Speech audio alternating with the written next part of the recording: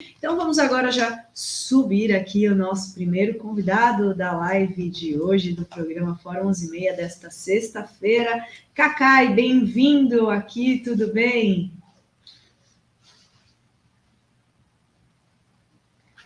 Tá no mudo. Eu lembrei, enquanto o Cacai tira do mudo, falando de Coração Quente, lembrei de uma música Coração Quente, do meu amigo, faz muito tempo que eu não vejo, Edivaldo Nascimento, piauiense. Talvez ela tenha um coração quente, milhões inutilmente, não que eu tenha esperança, sua ausência me atormenta, na certa como ele, ela tem o coração quente. O Cacai, que é um poeta, o poeta das multidões. Você gostou desse verso do Edivaldo Nascimento, Cacai? Muito bom. Olá, Adri, olá, Renato. Muito bom falar com vocês aqui. Isso aí até esquenta um pouquinho esse dia frio. Brasília está extremamente frio. Alegria estar aqui com vocês. E Brasília está frio, mas Curitiba teve uma notícia quentinha ontem, né, Cacai? Você, com outros colegas advogados, conseguiram uma liminar no caso do Renato, né, o meu xará, vereador lá de Curitiba, que estava sendo caçado num dos muitos lawfares, né, que se espalham pelo Brasil com métodos absolutamente de tortura, né? Você pega uma liderança, transforma ela numa vítima de um processo legislativo, tem, às vezes, o apoio da mídia, da elite local, e interdita aqueles eleitores que votaram naquela pessoa, como está acontecendo com o Renato Freitas, né, Cacai? Esse caso é assustador, né? Eu recebi um telefonema do Abdala, que é um grande advogado criminalista de Curitiba, e do Guilherme, que é um querido amigo também, um excelente advogado lá, que estão cuidando da questão tanto da parte na Câmara como na possibilidade do processo criminal. Quando eu recebi as informações, eu fiquei aterrorizado. Tem um e-mail que eles até agora estão questionando a validade do e-mail do relator, do vereador relator. Eles entraram hoje com um agravo para tentar derrubar essa liminar, porque senão o Renato teria sido cassado ontem. E a discussão, ela tem, no meu ponto de vista, tem que sair um pouco dos limites de Curitiba, tem que ser uma discussão nacional, por isso eu agradeço, inclusive, o espaço para falar com vocês aqui, porque é inacreditável. O e-mail fala que ele tem que voltar para a senzala. O Renato, para quem não sabe, é um jovem negro, uma pessoa extremamente preparada, que estudou com muita dificuldade, formou, fez mestrado, é um homem dedicado à causa dos negros e é uma pessoa super tranquila para trabalhar. Claro, é um ativista como todos nós somos. E a acusação de que ele entrou na igreja de forma indevida, que ele atrapalhou o culto, ela é absolutamente ridícula. É uma acusação racista. Existe um e-mail, claro que tem que ser questionado agora, provada a veracidade, em que o vereador diz para ele, olha, volta para a senzala, nós temos que branquear Curitiba. É algo inacreditável. Por isso é que eu digo que quando me chamaram, eu com muita honra resolvi tentar ajudar, porque é uma discussão, sem sombra de dúvida, que tem que extrapolar a Câmara dos Vereadores de Curitiba. Não se pode permitir, se conseguissem caçar, felizmente nós conseguimos eliminar ontem, porque senão a sessão se daria e, ao que tudo indica, ele seria caçado, porque há uma pressão muito grande, uma pressão da mídia, uma pressão dessa elite corrompida brasileira, porque, Dri, a coisa mais impressionante é você ver, por exemplo, o que acusam ele? Ele entrou numa igreja que eles, os negros de Curitiba, do Paraná, têm como sendo a igreja mais próxima a eles. Ontem, para vocês terem uma ideia, o padre, que é o padre que estava na Luiz Haas, que estava celebrando a missa, ontem ele foi ao encontro ele procurou o Renato para solidarizar o Renato, para dizer que não tem por que ter esse processo. Ele tirou uma foto com muita dignidade, mostrando que não houve paralisação de culto, não houve agressão, a porta estava aberta, a igreja, presume-se que a igreja recebe quem quiser entrar. Então, não há uma acusação formal que seja minimamente... Não há nem acusador, né? Não há nem acusador. Não há, porque a própria Cúria lá lançou um documento até dizendo que houve um tumulto, que poderia ter qualquer tipo de investigação sobre isso, mas expressamente dizendo que era impossível ter a cassação. Então, ou nós fazemos um movimento nacional, ontem foi um dia importante, porque houve uma repercussão muito grande dessa liminar, Não houve exceção, evidentemente, por determinação judicial, mas eles hoje já agravaram, eles vão ao tribunal para tentar derrubar a liminar. Só que virou uma questão, no meu ponto de vista, que extrapola muito esse fato de dizer que ela atrapalhou o culto e tal. Há uma discussão sobre o racismo. É isso que nos interessa trazer. Quer dizer, o que você faz, o lawfare que se fez na Lava Jato, que todo mundo coloca como sendo talvez até o maior lawfare do mundo, especificamente, foi coordenado por um juiz de Curitiba, pela República de Curitiba. Veja que situação. Eu ontem falei com vários amigos advogados de Curitiba, pedindo a eles exatamente para que a gente possa fazer esse debate nacional. Nós não podemos deixar que uma cidade seja carimbada como uma cidade racista, que não é. Quando você tem um vereador que diz que quer branquear Curitiba, ainda fala assim, nós vamos caçar você, ele fala, isso está no e-mail, nós vamos caçar você, Renato, e depois vamos atrás de 2 outros vereadores. Gente, essa discussão tem que se dar. Nós estamos aqui tentando melhorar um pouco o nível das relações especialmente no Brasil, entre as instituições, porque você tem o presidente da República que é racista, você tem o presidente da República que é um fascista, que provoca permanentemente as instituições. O que o presidente Bolsonaro está fazendo ao provocar os ministros do Supremo, pessoalmente, com palavras de baixo-calão, dizendo em fechar o Supremo, tudo isso, Renato, tem repercussão no Brasil como um todo. Não é possível. Eles têm o direito, evidentemente, de questionar se esse e-mail realmente partiu do relator do processo. Isso tem que ser feito. A prova da veracidade desse e-mail é fundamental. Agora, ele nega, né, Cacai? Ele agora nega. Eu soube agora pela manhã que no agravo eles fazem um questionamento sobre isso. Mas isso hoje em dia é muito fácil, tecnicamente, comprovar.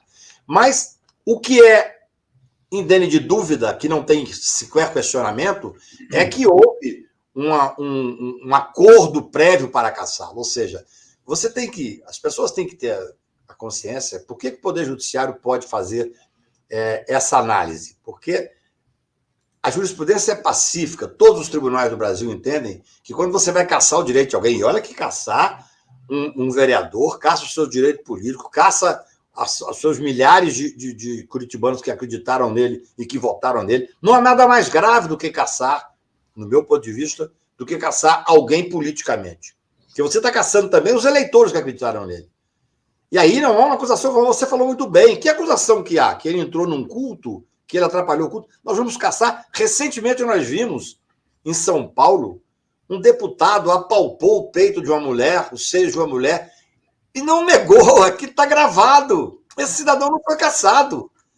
Quer dizer, eu não quero nem banalizar a cassação e nem também pegar e fazer com que não haja cassação. Não, nós temos que estudar caso a caso, as pessoas têm o direito de fazer o contraditório, mas mesmo dentro da Câmara dos Vereadores, ou dentro da Câmara Federal, ou dentro do Senado Federal, há que se cumprir os ritos, há que se cumprir o direito de defesa. Quem é julgador não pode estar organizando o processo antes do processo existir. Há uma comprovação nos autos de que o assessor do relator, do vereador relator, antes de abrir o processo, já tinha mandado à igreja para poder fazer uma espécie de uma sindicância. Ou seja, esse caso, e eu agradeço, repito, mais uma vez esse espaço, esse caso tem que ser discutido no Brasil para dizer racismo não. Isso é que é importante. Que é o racismo, ninguém tem a menor dúvida. Basta ver a forma com que estão tratando o Renato. É algo que dá asco. E digo mais, isso vai crescer no Brasil cada vez mais, porque nós vivemos um país dividido. Nós vivemos um país dividido porque nós temos um presidente da República que não se dá o respeito e que não respeita a importância do cargo de presidente no sistema presidencialista, que tem um valor simbólico muito grande. Então, quando ele fala que o negro mede em arroba, que é uma expressão racista desse presidente da República, isso libera esses instintos selvagens que existem dentro dos racistas em todas as câmaras dos vereadores, em todas as assembleias legislativas. Um caso como esse tem que pegar como exemplo. O racismo não passará.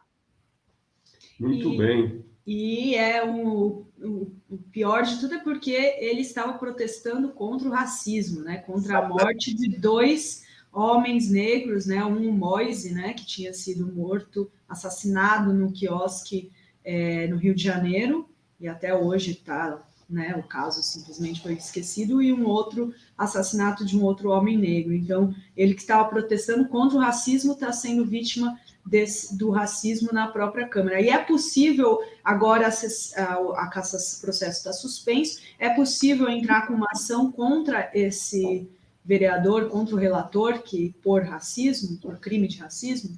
Olha, primeiro que você se lembra muito bem, né?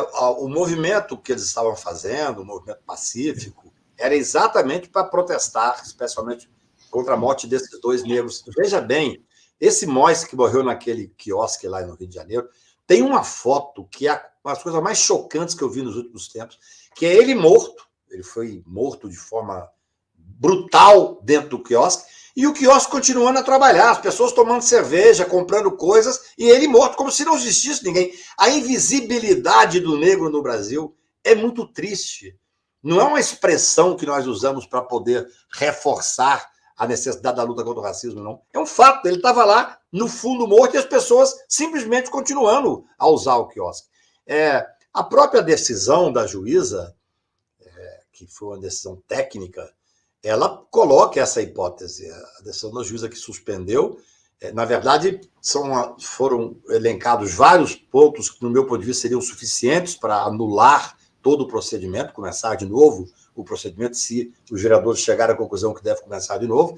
Mas o que sensibilizou a juíza para suspender foi esse e-mail deste relator, que tem que ser, repito, eu acho que a ampla defesa tem que ser para todos os lados, tem que ser averiguado a procedência do e-mail. Por quê? Porque lá a própria juíza já diz que ele usa expressões de injúria racial.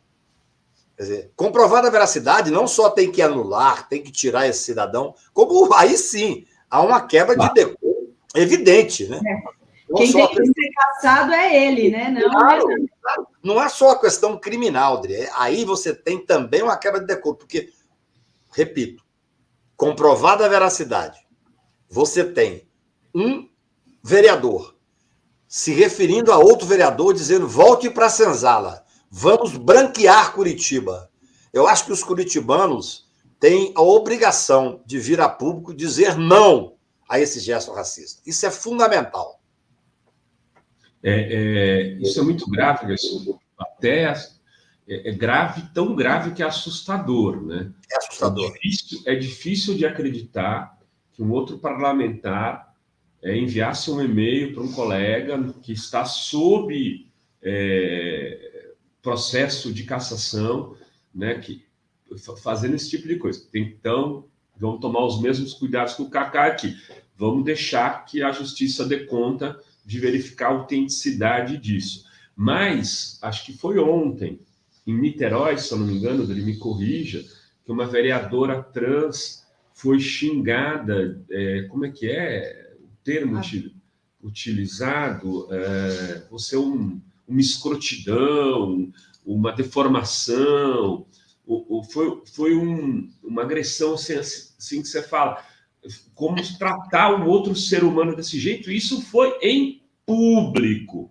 Esse vereador teve um que colocou... Eu estou aqui com a notícia, Rovai, é a vereadora Beni Brioli, parlamentar de Niterói, e os termos foram Beuzebu, aberração, um discurso do deputado Rodrigo Amorim, do PTB, que é aquele que quebrou a placa da Marielle. Ele que disparou essas... É da turminha ali, daquele da Não Jardim, o Jordi, mas eu até tenho uma imagem aqui do Jordi. Eu vou pedir para o nosso amigo Guilherme colocar no ar daqui a pouco. E aí esse outro que está com a tornozeleira eletrônica lá. Daniel Silveira, né? Então, aí eu fico me perguntando, Cacá, quando um cara faz isso na tribuna, né, isso não é motivo para cassação? Mas olha, Renato, essa sua pergunta, ela tem um poder de fazer com que a gente faça uma reflexão sobre o Brasil como um todo. Outro dia eu recebi uma gravação de algumas manifestações do presidente Bolsonaro. Veja o mal que é um cidadão como esse não ter sido cassado. Quando ele foi votar no impeachment da Dilma, ele evocou o pior, talvez um dos piores, é difícil dizer quem é pior como torturador, mas o torturador Brilhante Ustra, que é o ídolo dele, ele invocou, bacana, ele tinha que ter sido cassado ali. Por isso é que nós, assim como nós não enfrentamos os militares que torturaram e mataram na ditadura, como se o Brasil fosse esse país cordial, olhado de uma forma avessa, e por isso hoje nós temos aí, felizmente, um número pequeno, mas um número significativo de militares que acha que pode pregar a volta da ditadura, a volta do AI-5, porque não foram responsabilizados lá. Da mesma forma, o presidente da República chegou ao presidente da República usando o mandato, dizendo o seguinte, que o dinheiro que ele recebia da Câmara era para comer gente, de uma vulgaridade inacreditável. Depois, ele se investe contra uma deputada federal dentro da Câmara, no que nós chamamos aqui de Salão Verde, onde os deputados passam a toda hora, ele dizendo para ela que não ia estuprar uma determinada deputada porque achava que ela era feia. Esse é o caldo de cultura do fascismo. Rosário. Entendeu? Exatamente. Então, assim, é de uma pobreza, uma indigência intelectual o presidente da República que ele passa esse exemplo. Certamente, sendo verdade eu faço sempre a ressalva, esse e-mail que está lá nos autos é algo que seguramente esse cidadão deve estar achando que pode chegar à presidência da República ou ao governador do Paraná, porque se absolutamente, no meu ponto de vista, ele atinge o Bolsonaro, é um serial killer em termos de crime de responsabilidade, em termos de ofensa às minorias. Olha, o que ele fala sobre as mulheres, é incrível que ainda tenha alguém que vote nesse cidadão. Eu fico perplexo, porque ele fala que os negros têm que ser pesados em arrobas, que não trabalham. Ele falou esses dias de novo, né? Falou semana passada. Tem 3 ou 4 dias atrás, ele voltou a falar. Quer dizer, então, eu acho que esse caso de Curitiba, esse caso do Renato, ele tem uma coisa simbólica. A sociedade, por isso até que eu ontem falei numa notazinha que fizemos, dizendo que esse assunto tem que extrapolar Curitiba. Eu acho que os curitibanos têm que estar do nosso lado, do lado da civilização, porque aqui é barbárie contra a civilização. Porque o cara dizer, um vereador, para outro vereador, que tem que branquear Curitiba, esse cidadão não pode continuar dentro da Câmara dos Vereadores. Porque o racismo posto de uma forma orgulhosa. Esses fascistas, o Brecht falava uma coisa interessante, quer dizer, a cadela do fascismo está sempre no cio. Qualquer possibilidade que eles têm de extrapolar, eles extrapolam porque eles estão falando para um determinado grupo de pessoas. Eu tenho escrito muito sobre isso, Dri. As pessoas falam, mas o governo Bolsonaro está fazendo uma série de coisas assim, desestruturadas. Não, a estrutura do governo, a estratégia do governo é eliminar qualquer conquista civilizatória. Eles estão acabando com a cultura no Brasil, eles estão acabando com a saúde no Brasil. Agora você vê, um país que já tem 1.400.000 armas nas mãos de civis, mais do que tem nas mãos da segurança. Eles estão tentando agora pegar a famosa Lei Rouanet, que eles detestam, porque é um povo que não lê, é um povo que não tem nenhum tipo de contato com cultura. Eles fazem uma subleitura do que é a Lei Rouanet, eles agora querem pegar para valorizar o quê?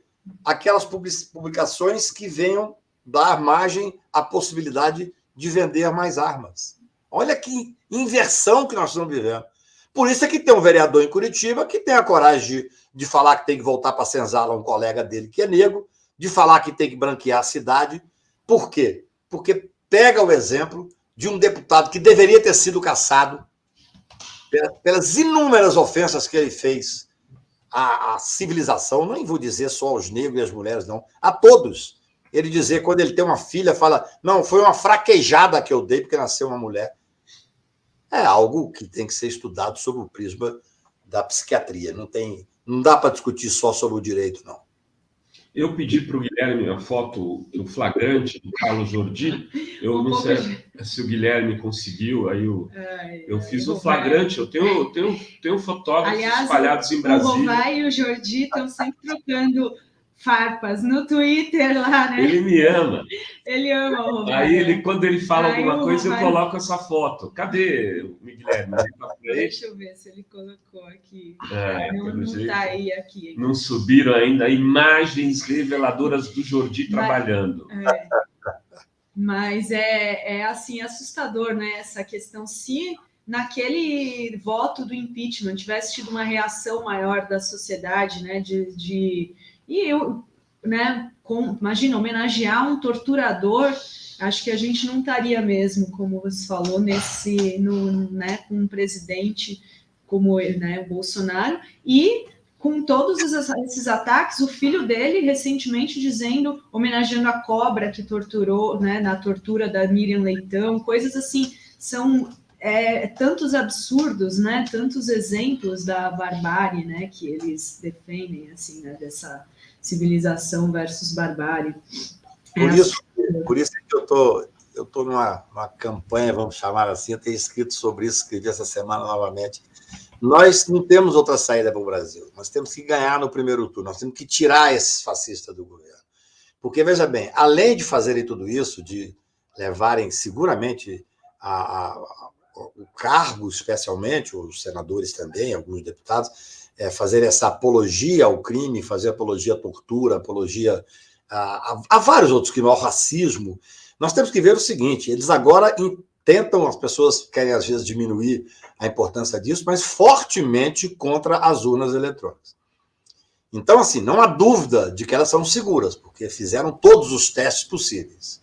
Então, no meu ponto de vista, no dia 2 de outubro, nós temos que ganhar as eleições em primeiro turno, porque se ganhar no primeiro turno, o que acontece para mim, Renato? Eu também concordo contigo, viu, Cacai? Eu acho que tem que ganhar no primeiro turno. Porque naquelas eleições de primeiro turno vai ser eleito governador Bolsonaro, vai ser eleito senador Bolsonaro, inclusive os filhos dele serão eleitos. Então é difícil você questionar uma eleição, que você estaria questionando a eleição dos próprios bolsonaristas. Mas se ficar para o segundo turno, que aí é a eleição do presidente da República, Bolsonaro e Lula, eu não tenho dúvida que esses 28 dias vai paralisar o país, vai ser uma guerra fratricida.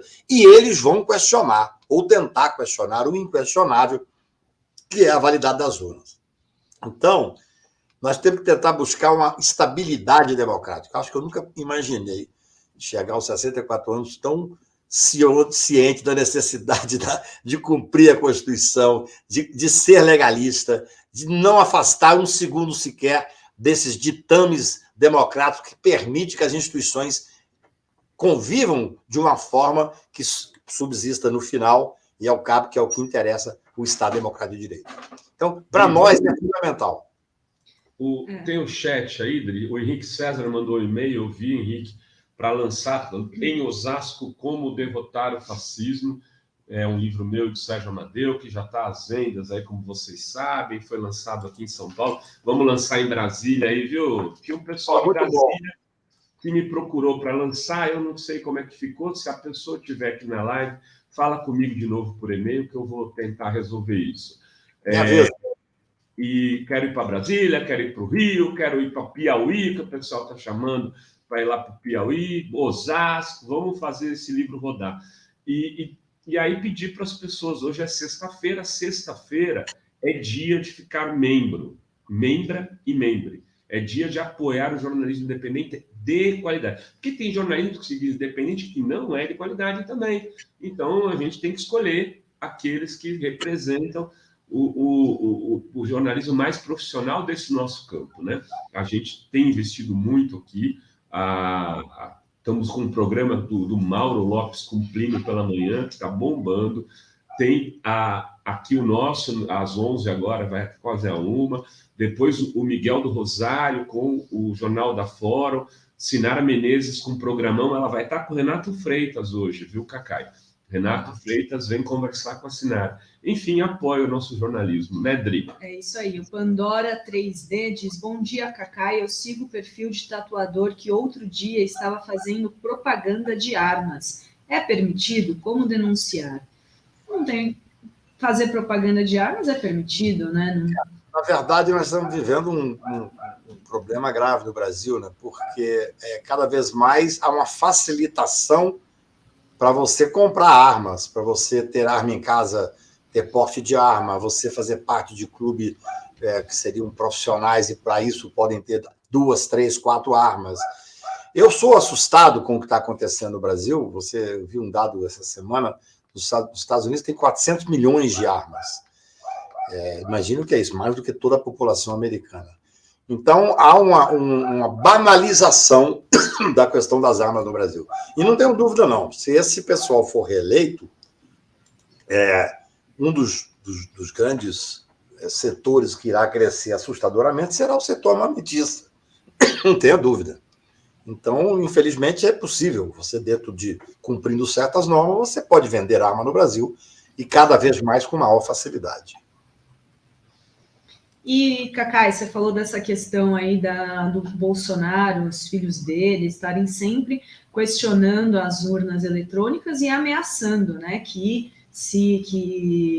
vão contratar a auditoria, que vai ter caos, que eles não vão aceitar, e fazendo várias ameaças. Você acha que eles podem dar um golpe mesmo? Você acha que isso a gente tem que ficar assustado mesmo? Eles serão capazes, ou as instituições brasileiras, como disse a nova embaixadora indicada aí do Biden, as instituições estão funcionando e as eleições serão justas e livres? Eu acho muito difícil concretizar um golpe no Brasil por várias circunstâncias. O Brasil é um país importante no cenário internacional, embora hoje nós sejamos humilhados no cenário internacional. Quer dizer, o Bolsonaro é um homem que é algo inacreditável. Ele não consegue participar de nenhuma grande cúpula, de nenhuma grande reunião dos líderes internacionais, porque ele é absolutamente ignorante e desrespeitado. Mas o Brasil é muito mais que Bolsonaro, então nós temos que ver isso com todo cuidado. Quer dizer, eu acredito que se esse grupo tivesse força para dar o golpe, Dri, já teria dado. Quando eles investiram, e vocês se lembram, eu falei sobre isso aqui, a tentativa do artigo 142, infelizmente veio um jurista até que era respeitado, hoje está, coitado, ninguém mais o respeita, dizendo que as Forças Armadas, pela subleitura do artigo 142 da Constituição, seriam uma espécie de tutores da democracia brasileira. E Visgandra, né? Exatamente. Aquilo foi uma tentativa de testar o golpe. Depois, várias vezes, eles testaram falando que ia fechar o Congresso. Olha, a história fará justiça ao Supremo Tribunal Federal. O Poder Judiciário brasileiro ocupa hoje um papel importantíssimo. Aquele inquérito aberto pelo Toffoli, que desde o primeiro dia, 14 de março de 2019, eu estava no plenário quando foi aberto, e eu defendi, porque eu vi que existia por trás. Agora, o ministro Fux, na semana passada, falou que existia atos de terrorismo sendo descoberto. Inclusive, o ministro Alexandre, com muita competência e muita capacidade de enfrentamento, parece-me que, pelo que vejo na imprensa, está chegando esse inquérito, outro inquérito, está chegando aos financiadores. Então, a tentativa de golpe, ela está existindo desde o primeiro momento do governo Bolsonaro. Agora, eu não acredito, primeiro, que nós temos uma sociedade organizada, segundo, que nós temos relações internacionais. Essa da embaixadora brasileira, americana no Brasil, eu, para ser sincero, achei até over, porque você imagina, a mulher veio para cá representar os Estados Unidos. Exatamente. Antes de assumir, hein, Cacai? Antes de assumir. Ela falando na sabatina dela no Congresso americano. E outra coisa, por que eu me preocupo? Porque eu acho que nós temos que frequentemente estar falando sobre isso. Ontem eu conversei com o ministro Supremo, me disse, não, Cacai, eu acho que não tem nenhuma chance maior, não. Veja bem, por que o ministro da Defesa tem que ir ao presidente do Supremo para dizer que existe uma instabilidade democrática? Se existe estabilidade democrática, você não comenta. Eu estava tentando ver os últimos artigos que eu escrevo. É quase cansativo você notar que é sempre em alerta, que é sempre com preocupação. No Brasil, você não tem hoje tranquilidade, aquela tranquilidade que se falava em Minas Gerais. Você sabe que está na democracia, quando 6 horas da manhã toca a campainha, você sabe que é o leiteiro. Essa é a expressão lá de Minas Gerais. Hoje, a instabilidade é frequente. Existe possibilidade de um golpe? Do meu ponto de vista, a conjuntura não favorece a um golpe. O país como um todo, a sociedade não vai aceitar, a inserção internacional do Brasil, mas não é normal, por isso nós temos que estar de permanente alerta. Não é normal que os militares estejam ocupando todos os espaços, e, inclusive, é importante saber disso, com provocação e com ameaças. Quando houve aquela ameaça no dia do julgamento do habeas corpus do Lula, de que seria vindo de um militar de alta patente, que seria ruim o Supremo Tribunal tomar tal decisão, olha, eu vou dizer o seguinte, os ministros supremos deviam ter se reunido os 11 e determinado a soltura imediata. Você tem que enfrentar. Você tem que ter autoridade. Por isso que o ministro da Defesa, o ministro Nelson Jobim, porque eu tenho profunda admiração, ele tinha autor civil, mas tinha uma autoridade enorme dentro dos militares. Então, nós temos que acreditar que não tem golpe, mas temos que agir sempre em defesa das instituições, da estabilidade democrática. O Supremo Tribunal tem ocupado um papel importantíssimo. O ideal, Dri, é que não precisasse. O Supremo é um poder que é inerte, ele só age se provocado. O ideal é que não estivesse sendo provocado. Porque agora você vê um presidente da República fazer uma notícia-crimes contra o ministro Supremo sem ter absolutamente nenhum fundamento. E aquilo, além de ele estar julgando para essa plateia dele ensandecida, que gosta desse confronto e tal, aquilo foi uma tentativa banal, porque eles parecem que Você tem coragem de conhecer e ir além? Em meio às incertezas, é preciso ter um segundo de coragem. Oi. Hackearam aqui o nosso... Hackearam a live aqui. Eu acho que é porque eu estava falando muito mal desse povo. Mas só para terminar o raciocínio, você tem essa tentativa infantil, eu digo que eles são indigentes intelectuais, a boa parte da assessoria jurídica que fizeram da graça foi inacreditável. Mas agora é uma tentativa e alguns áulicos aí, jornalistas conhecidos, vieram dizer, não, a partir dessa notícia crimes para tentar abrir um processo por abuso de autoridade, abuso de poder contra o Alexandre teria que se dar por impedido contra o Bolsonaro. Olha que fragilidade, o artigo 256 do Código de Processo Penal é claro, a pessoa não pode criar uma tentativa de suspeição. Porque senão, quando o curitibano Sérgio Moro era o chefe daquela República de Curitiba e coordenava lá os seus procuradores adestrados, bastava qualquer empresário ou qualquer político fazer uma notícia crimes contra o Moro, porque daria-se por impedido. Você acabava com a Lava Jato naquele momento. Então, assim, as instituições, felizmente, estão funcionando. O Supremo Tribunal tem dado respostas que eu julgo fundamental. Eu sempre digo, já disse para vocês aqui, durante a pandemia, o verdadeiro ministro da Saúde que acolheu a possibilidade de continuar existindo, de alguma forma, um enfrentamento da pandemia, foi o ministro Lewandowski, que teve decisões importantíssimas. Então, eu tenho muita preocupação, ajo como se tivesse um risco, mas quero crer que o Brasil é muito maior do que esses ensandecidos que estão aí. Nossa, acho que agora a gente tem as imagens do Carlos Jordi trabalhando em Brasília. Cadê? Suba, Gui. Aí, ó, Cacai. Olha ele lá, trabalhando. Não, o rapaz é eficiente. Oh, meu Caio do céu. A gente tem que fazer umas piadas, às vezes, para relaxar, viu? É verdade. Cacai, o que você achou do encontro do Alexandre com o Bolsonaro ontem? Foi um cumprimento meio nada efusivo, né? Ele estava sentado, o Alexandre, o Bolsonaro entra, vai cumprimentando o juiz, e aí vai lá, ele levanta e cumprimenta o Bolsonaro. Só que na hora que o Alexandre de Moraes foi anunciado no evento, olha, faz tempo que eu não vejo uma salva de palmas assim tão efusiva, né? Eu não sei você, no âmbito do judiciário, aí, no evento jurídico, acho que foi uns 2 minutos de palmas, uma cena constrangedora. O Bolsonaro olhava para o lado, olhava para cima, olhava para baixo, coçava o nariz e as palmas continuavam. Numa sociedade madura, não haveria inimigos, né? Deveria haver adversários, que é normal. E o ministro Alexandre não é adversário de ninguém, ele é ministro da Suprema Corte. Ele está ali para fazer valer a Constituição. O que acontece hoje é que os abusos são tantos e frequentemente, absolutamente de forma vulgar, por parte do presidente da República e de alguns ministros do Executivo contra o Judiciário, que causa esse constrangimento. Veja bem, eu moro em Brasília, advogo aqui há 40 anos, advogo no Supremo há 40 anos. A gente está acostumado a ver embates, mas absolutamente em outro nível. O Supremo Tribunal está agindo corretamente, está sendo absolutamente digno e, de certa forma, bastante unido. Quer dizer, nas questões principais, eu fico vendo que o Supremo tem, hoje, sem a menor sombra de dúvida, uma determinação que é cumprir a Constituição e não permitir que haja uma quebra da estabilidade institucional. Então, questões como essa, eu acho que uma homenagem ao Alexandre hoje é um reconhecimento da importância que o Judiciário tomou. Por que tomou? Porque não existe vácuo de poder, Renato. Nós temos uma Câmara que, infelizmente, não está à altura do momento brasileiro. Acho que o presidente do Senado, o Rodrigo Pacheco, nos últimos 15, 20 dias, até disse a ele isso, mandei uma mensagem para ele cresceu muito. Ele está falando com muita frequência.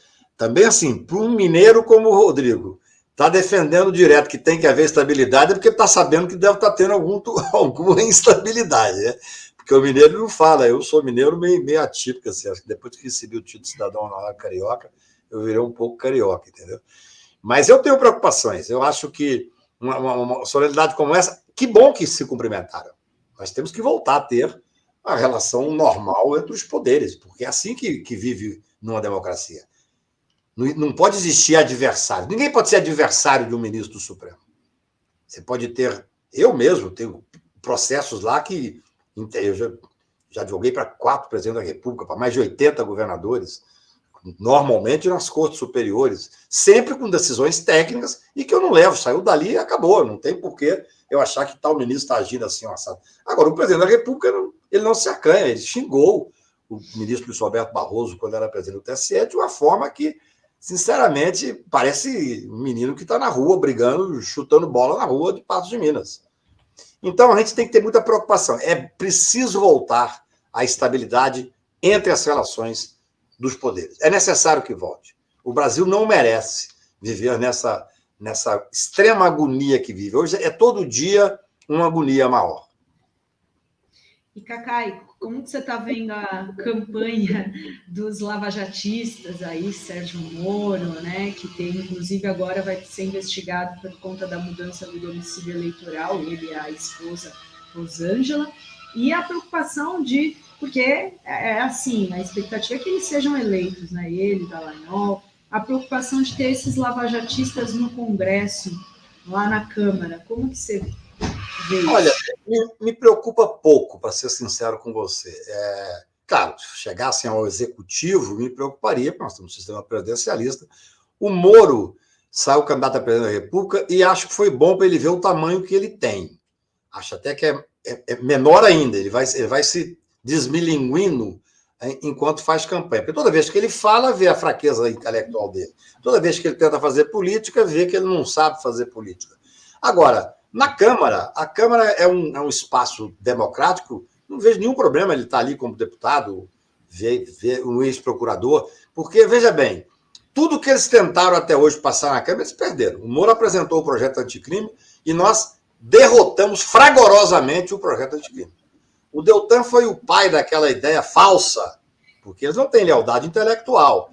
Eles falaram que eram 10 propostas contra a corrupção. Não tinha nada contra a corrupção. Era para diminuir o tamanho do habeas corpus, era para tornar a prova ilícita com possibilidade de ser usada no processo penal. Então, eles foram fragorosamente derrotados. Eu participei de audiências do Senado, participei de audiências da Câmara, tem um grupo que faz aqui em casa reuniões para discutir essas questões, especialmente de processo penal e constitucional, composto de 12 ou 15 deputados e uns 10 advogados criminais, que nós enfrentamos todas as propostas dele. Numa democracia é assim que funciona. Não tem nenhum problema. Esses rapazes que vêm de Curitiba se eleger deputado federal, eles vão ficar perdidos dentro da Câmara.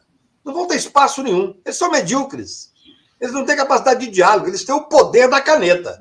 O Moro, quando tinha a caneta de juiz, ele parecia ser uma pessoa muito forte. Foi eleito várias vezes a pessoa mais importante. Tinha os seguidores dele, aquela juíza lá que foi caçada por corrupção depois que se elegeu senadora. Agora, quando eles forem para o debate, que é o que está acontecendo, eles vão ver o tamanho que eles têm.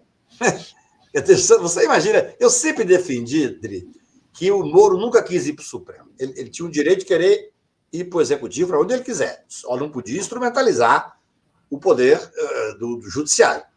Você imagina o Moro sentado num plenário, passando ao vivo da televisão, ele debatendo com o Gilmar, ele debatendo com o Lewandowski. Ele não tem nenhuma capacidade intelectual para debater nada.